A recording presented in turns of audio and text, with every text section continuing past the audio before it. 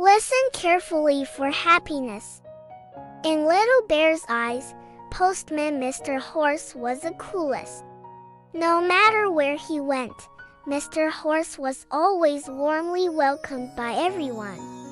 Many times, Little Bear had seen people rush out of their houses as soon as they heard Mr. Horse's ding-ding-dong-dong bell.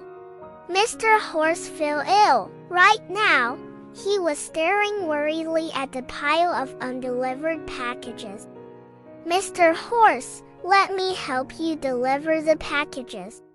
I've always wanted to be a postman," Little Bear said with concern. He certainly didn't want to miss such a rare opportunity.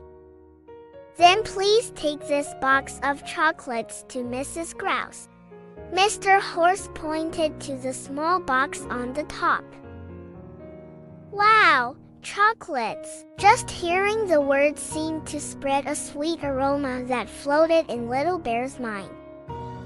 As for what Mr. Horse said next, Little Bear didn't hear a word. Little Bear grabbed the chocolates and quickly ran out the door. Where was he supposed to deliver? "Oh right!" Little Bear slapped his forehead. "It must be Squirrel's house." "Chocolates? Who would send me chocolates?" Mr. Squirrel, who was having a toothache, covered his cheek and glanced at the package in Little Bear's hand. "It's not mine, it's not mine. It clearly says Mrs. Grouse on it." Little Bear's face turned red. His mind must have been muddled by the thought of chocolates. I'll go find Mrs. Grouse right away."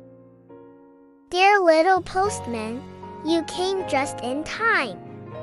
I have something else I need you to deliver."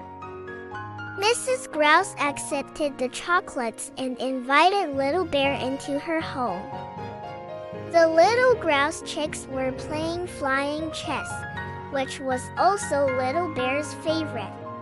But of course, Little Bear was now a little postman, and he couldn't forget his responsibilities. "Please take these blueberries to Gray," Mrs. Grouse said as she packed the berries and handed them to Little Bear. However, Little Bear stretched his neck, focused only on the flying chess game. The game seemed to turn into little birds, fluttering in Little Bear's mind. Only half of Mrs. Grouse's words made it into his ears. Little Bear grabbed a basket of berries and quickly ran out the door. Where was this supposed to go again? "Oh right!" Little Bear slapped his forehead. "It must be Gray Mouse's house. Blueberries? Who would send me sour blueberries at my old age?" Grandpa Gray Mouse said unhappily, putting on his reading glasses to look at the tag on the basket. "It's not mine, it's not mine. It clearly says Granny Gray Rabbit on it."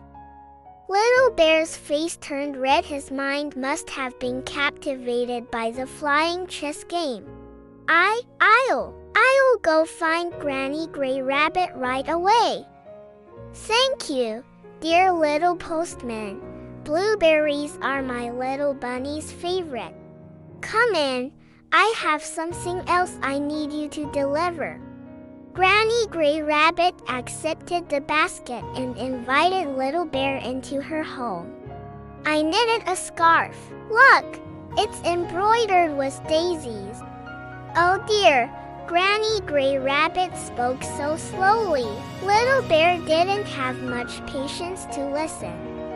However, Granny Gray Rabbit offered Little Bear some strawberry juice. It tasted sour and sweet, and Little Bear loved it. "Please take this scarf to Mrs. Hippo," Granny Gray Rabbit said as she packed the scarf and handed it to Little Bear. But Little Bear hadn't had enough strawberry juice yet. He couldn't stop smacking his lips, thinking about the taste. Only most of Granny Gray Rabbit's words made it into his ears. Little Bear grabbed the scarf and quickly ran out the door. Where was it supposed to go again? Oh right! Little Bear slapped his forehead. It's Mrs. Hippo's house. This time, Little Bear got it right. A scarf? Are you sure this is my scarf? Mrs. Hippo's eyes widened like copper bells. I think this scarf can only be used to wipe my nose. That's right. I heard Granny Gray Rabbit say Mrs. Hippo's house. Little Bear scratched his head hard. It was I who asked Granny Gray Rabbit to knit the scarf. A young Miss Beaver emerged from behind a big rock. Maybe Granny Gray Rabbit told you it's next to Mrs. Hippo's house because she thought my house would be hard to find. Oh, that's what happened. Little Bear thought perhaps it was because of the strawberry juice. He had missed part of Granny Gray Rabbit's words. But neither Mrs. Hippo nor Miss Beaver blamed him, which made him feel very guilty. Well then, Mrs. Hippo, Miss Beaver, is there anything else you need delivered?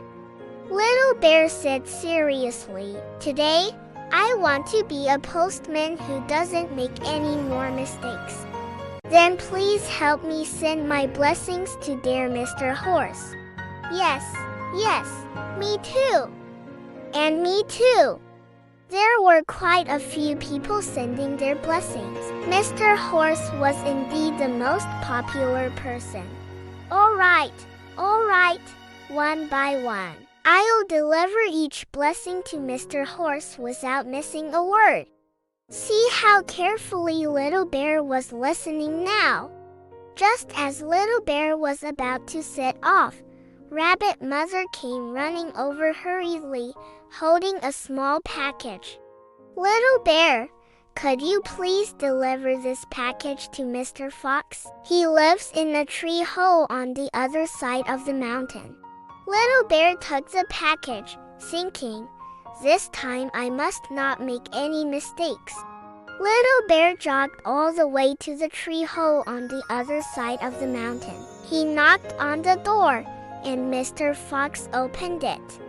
Oh, Little Bear, what brings you here? Little Bear handed over the package. Rabbit Mother asked me to deliver this to you.